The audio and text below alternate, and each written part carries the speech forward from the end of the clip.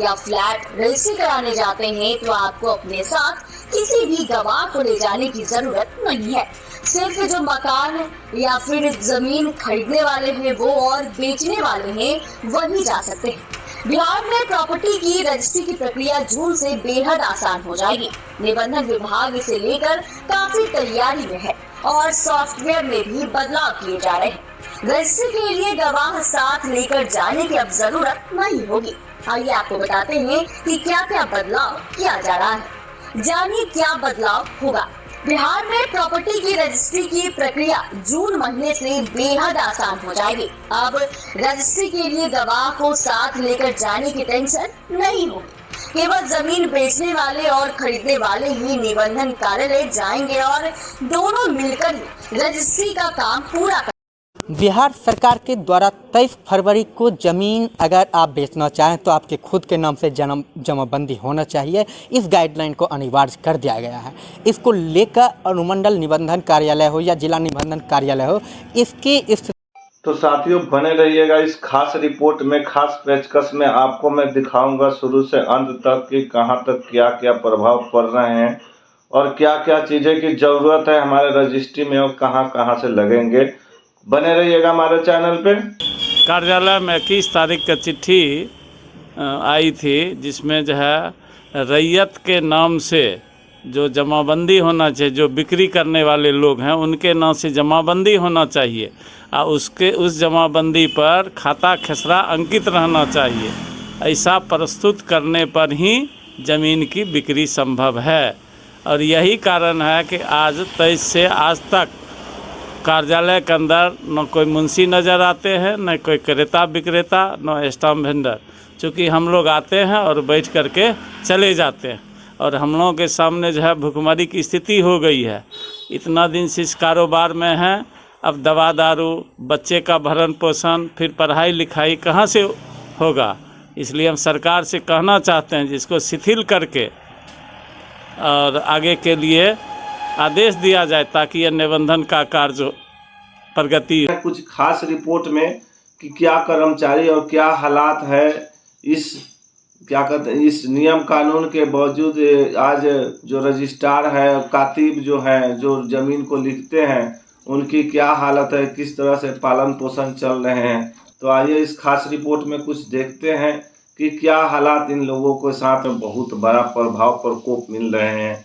कि आज जैसे कि रजिस्ट्रार और जितने भी कर्मचारी हो जा कर के बैठ के आ रहे हैं और रजिस्ट्रार और कर्मचारी को देखिए इस बिहार सरकार के नए नए नियमें रोज़ रोज़ परेशान हो गया है लोग। इसमें देखिए सबसे बड़ी चीज़ समस्या है कि देखिए रजिस्ट्रार में बहुत लोग पहले जो काम होता था रजिस्ट्री में वो सारे ऑफलाइन काम होता था, वो सारे इधर का उधर।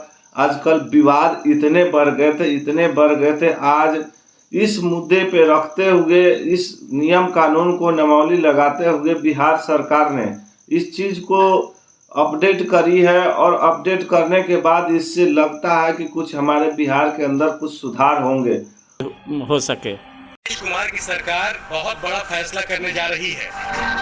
दरअसल सरकार ने अनुभव किया है कि आपराधिक वारदातों में इजाफा के मूल में संपत्ति विवाद सबसे बड़ा कारण है। पारिवारिक हिंसा के मामलों में दूसरी वजहों से कई गुना अधिक जमीन घर के बंटवारे का रजिस्ट्रेशन नहीं होना है। आमतौर पर लोग पहले सहमति से फैसला कर लेते हैं। कच्चा का और कागजात और नियम कानून के हिसाब से देखिए अभी तो इस पे आप लोग क्या करेंगे नहीं कि अभी दिक्कत पड़ रहा है रजिस्ट्री में। बहुत लोगों का शादी कट गया, बहुत लोगों का ऐसा है कि शादी विवाह में परेशानी हो रहा है। बैंक कागज तैयार करते हैं लेकिन कोई सरकारी रजिस्ट्री नहीं कराते। इसी कारण बाद में विवाद बहुत बढ़ जाता है और केस मुकदमों के साथ हिंसक घटनाएं बिगड़ने लगती हैं। राज्य सरकार के सूत्रों से मिल रही जानकारी के अनुसार पहले आपसी सहमति से बंटवारा होने के बाद भी लोग जमीन घर की रजिस्ट्री अपने नाम से इसलिए नहीं कराते हैं क्योंकि बिहार में सरकारी रजिस्ट्री की रेट बहुत अधिक है। रजिस्ट्रेशन डिपार्टमेंट के अधिकारी बताते हैं कि बंटवारे की सूरत में अभी नए नाम से रजिस्ट्री की दर संपत्ति के न्यूनतम वैल्यू के निर्धारित सरकार में परेशानी हो रहा है। लेकिन ये नियम जो है हमारे हिसाब से तो सही है कि इसमें देखिए। और दूसरी चीज़ आपको बता दें कि आपको पेपर की क्या ज़रूरत पड़ेगी।